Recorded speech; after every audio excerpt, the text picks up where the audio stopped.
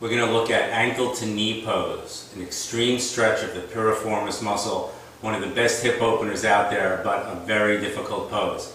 The piriformis muscle that we want to stretch in this pose is one of only two muscles that connects the legs to the spine, along with the psoas, and piriformis connects from the outer leg to the front of the sacrum, right? Outer leg to the front of the sacrum, crossing at the back of the buttocks, and the sciatic nerve passes directly in front of it, and piriformis syndrome is a condition where the piriformis muscle goes into spasm and presses on the sciatic nerve, sending a shooting pain down the legs. Okay.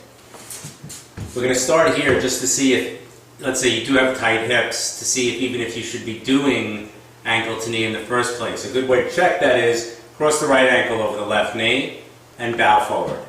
If this is a hamstring stretch, you move on to the full pose. But if you actually feel this in the piriformis and the butt of the top leg, you're going to stay here until you can switch that, right? Until you can make this into a hamstring stretch. Let's say you're ready to go into the full pose. You're going to stack your shins on top of one another, keeping the feet flexed. We're going to work with very strongly flexed feet.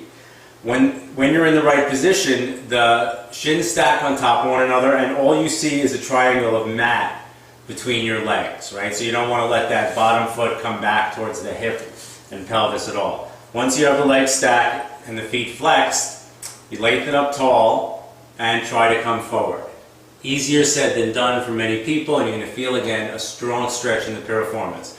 Some people honestly are going to be here. You're going to have your knee way high, way off of the ankle, and if that's what it is, that's what it is, as long as you feel a stretch. For some, you might not be going forward. You're just going to try to lift up tall, get extension in the spine as best you can with your hands behind you.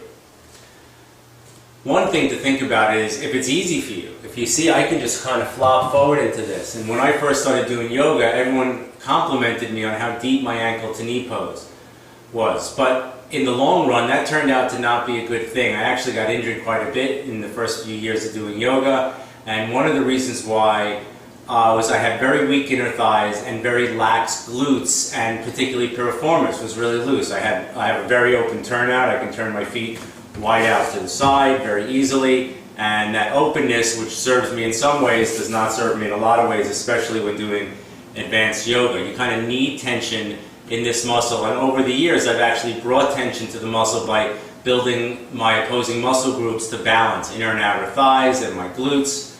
Right, so you're going to stack your shins, even if you're up here or down here, and you're going to try to get it long in the spine and come forward into ankle to knee pose, a very deep stretch of the piriformis muscle, a muscle that everybody needs to pay some attention to.